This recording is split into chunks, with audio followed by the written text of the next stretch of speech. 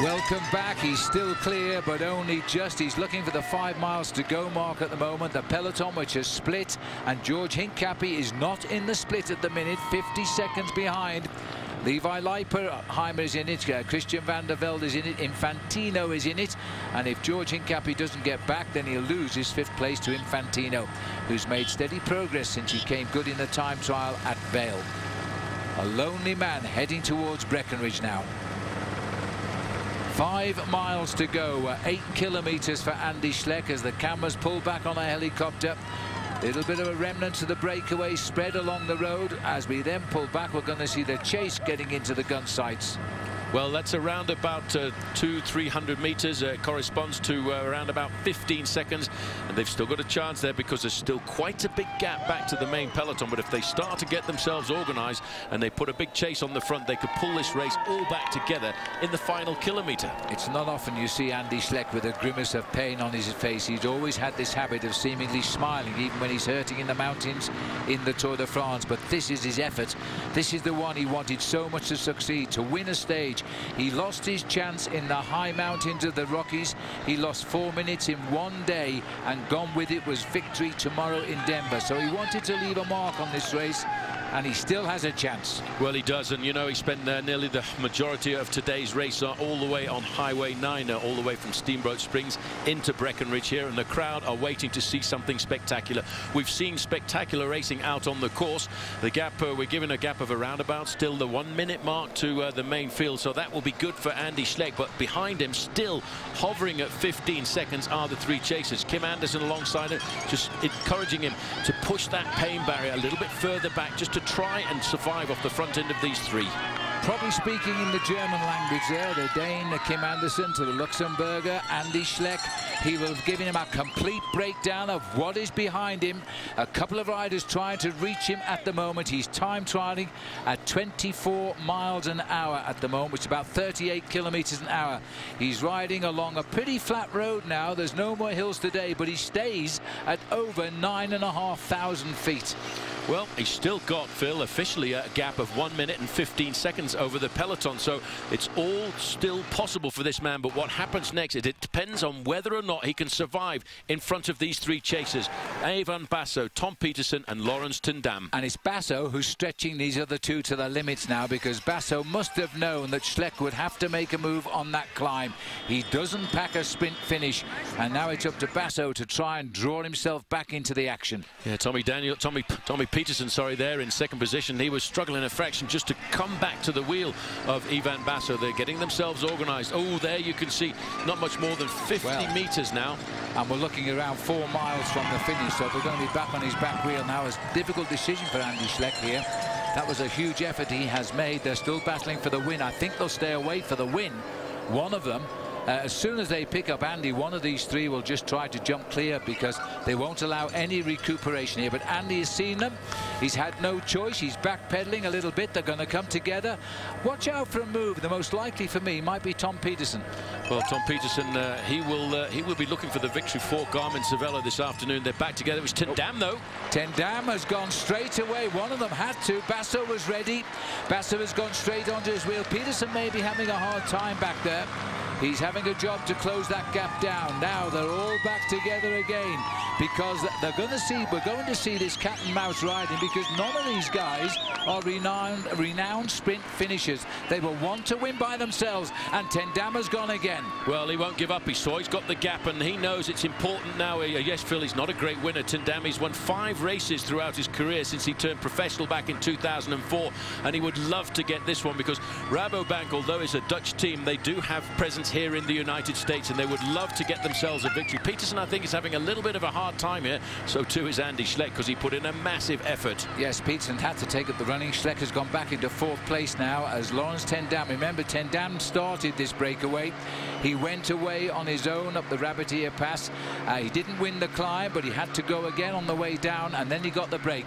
Peterson has cracked. I thought he was having difficulty, but he's going to give it one more shot. Well, Andy Schleck was waiting and waiting and waiting waiting to see whether this young man from the United States still had any power left in those legs after a long day in the saddle with some of the biggest names in the sport. It's not a surprise that he can't stick the pace anymore, but Andy Schleck, he's got that gut feeling that he's still got a chance of winning the race here this afternoon. I think Basso now is looking more likely to be the winner of the stage, but it's just a question of how it all goes down towards the finish line. Watch Peterson come back here because they've slowed right down at the moment, and they're looking again, and Ten Dam is having another little go on the far side of the road.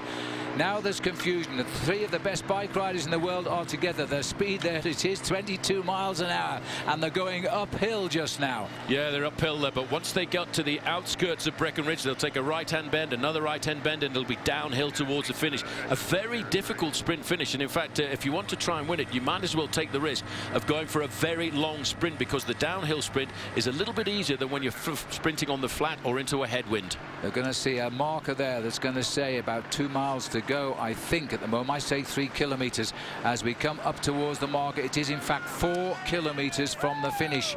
Ten Dam has seen it. He's building up a head of steam again at the back, and he's going to dive through on the inside if he gets a chance, and there he goes. And he got Lawrence Ten Dam has gone again. Andy Schleck, how many more of these moves can he counter? I tell you what, Phil, they can't mess around too much like this. They're looking over their shoulder, because these guys, their average speed, as you just mentioned, is starting to come down with these kind of tactics. And at 22 miles an hour, you can be certain the main field are doing 25 or 26 miles an hour.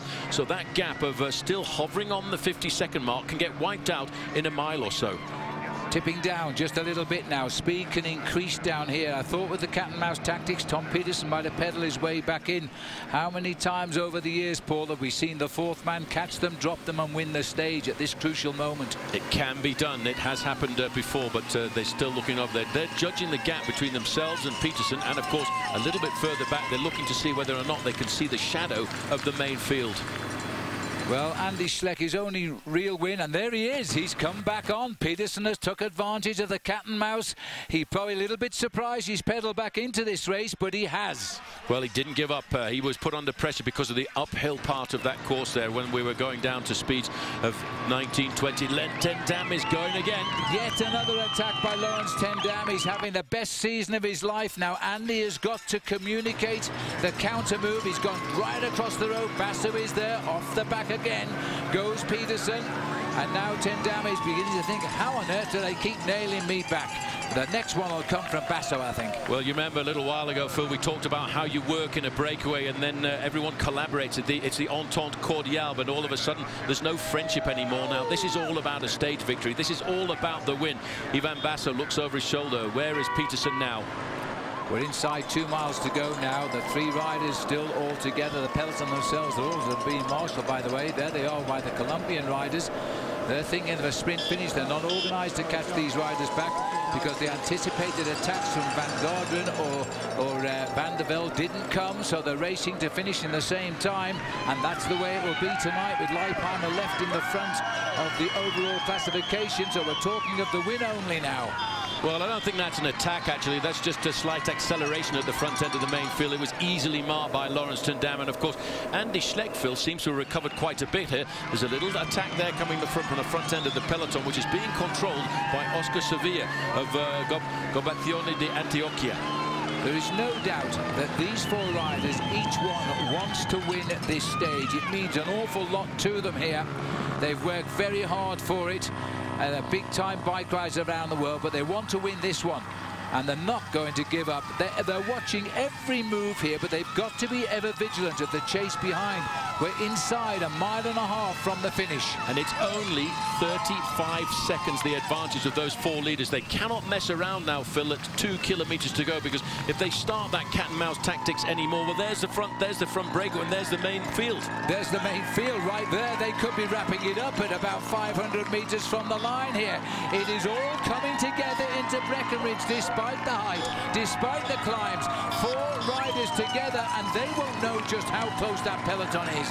No, they won't, and they will not be able to mess around like this anymore. They've got around about a kilometer to go before they take the right-hand turn and another right-hand turn, and they start the downhill plunge. It's not a descent, but it is a little bit of a plunge down to the finish line, and that's what these guys have got to survive. This final little incline here really is putting the pain barrier too high for some.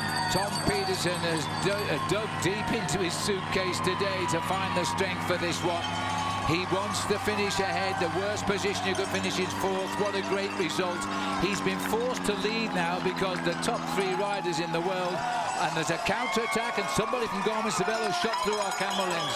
Well, they certainly did. They've seen the possibility of pulling these riders all back together right just before the finishing line. They're only just around the corner. They're on them. And I really could, this is a bit strange, the tactics of Garmin-Cervelo. They've got a man in that leading group of 4. Maybe they don't have any confidence in his chance of winning the stage here this afternoon, and they are actually chasing down their own man. It's all going to come back together. This is a most incredible end to what has been a fantastic tour here over the week, and the USA Pro Cycling Challenge is coming into Breckenridge almost together. They are going to be caught. We have talked all day of one of these 4 winning, and I don't think they're going to make the line. They're going to be swept up by any sprinters that are left in that peloton, and we don't know who is left in that peloton. All we know is it's not the entire field. Well, there they are. And Levi Leipheimer's right in a good position again there, just sitting in 3rd place in the line of the main peloton as they start to zigzag all over the place. It's all over for the 4 leaders. That really is such a shame after all of the hard work they put in this afternoon. But, you know, this is a merciless sport. A sharp sweeping left has brought the heads together here now. Now the sprinters, if they can find the strength, have got to get themselves organised very, very quickly in the dash for the line. I think Robert Foster is down there. It looks to me as though it could be being set up by the team, and certainly Liquigas are there. Daniel Oss is still there, and Viviani is still there. There's Oss in the centre of our picture. Dan, look at this now on the left of our picture. George Hincapie has made the burst for the line. As it's Viviani has broken for the line again. Viviani has done it. 2 out of 2. Paul, that is amazing. He got up there. He said yesterday when he won, I think perhaps tomorrow my teammate Daniela Oss will win. Oss again delivered Viviani to the line. But you know, Phil, when you're a sprinter and you can get over a climb like that and you can see the finish line, then all of a sudden you forget about the pain, you forget about everything. You check out your brain at 300 meters to go, and he went deep to get that one. He was a little bit far back at one stage, but all of a sudden, bang, you've got that final kick for the line. What an incredible result. The way those guys battled it out today, and it's not the whole field that has come in, but I think all the men that matter were in the group that picked up those 4 riders just on the kilometre to go. Elia Viviani has got 2 wins out of 2, and you know, this wasn't thought to be a pure sprinter stage today, but it's the way it has turned out.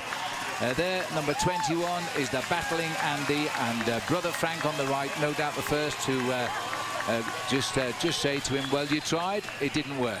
It didn't work, Phil, for about 700 meters. That's all it was after the breakaway went on the first climb of the day, and he must have really believed he was going to get the victory this afternoon. But I take my hat off to a sprinter who can climb over Rabbit Ears Pass and stay in contact with the main field, survive over Swan Mountain, and then come charging out of the pack like this man in the green jersey here. And you deliver your 6th win of the year at 22.5 years of age. He won't be 23 till next February, so he is a real super prospect for the future in the world of sprinting. What he's done in these last 2 days, Paul, is put himself in the selection for the Italian team in the World Championships, which is a sprinter's course. We could be looking at the future world champion. Well, let's have a look at the finish once again. You can see the big organisation. That's Daniel Oss is making the lead out there. They go around the corner and they're doing a phenomenal job. But look at the acceleration of Viviani. It looks as if he was going to get beaten here, but then all of a sudden he just finds that last little bit, and that's what a special sprinter can always do. And I tell you what, Liquigas 1st and 3rd. Congratulations. No, absolutely tremendous result. That was Edouard Ortiz again sprinting well there. It just gets pipped by him on the right of our picture. And look at the face of Oss. Led his man out to win again. He's more excited than Viviani.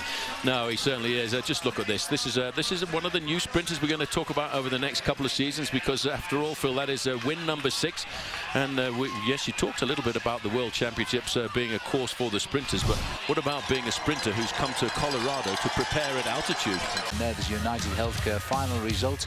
All the same time, of course, Jaime Alberto Castañeda was the man from Colombia in 2nd. He's got a sprinter coming out of Colombia. Daniela Oss in 3rd.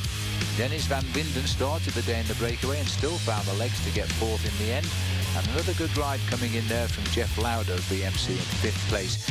TJ took part in the sprint. He wanted a bonus, but he got 6th in the end.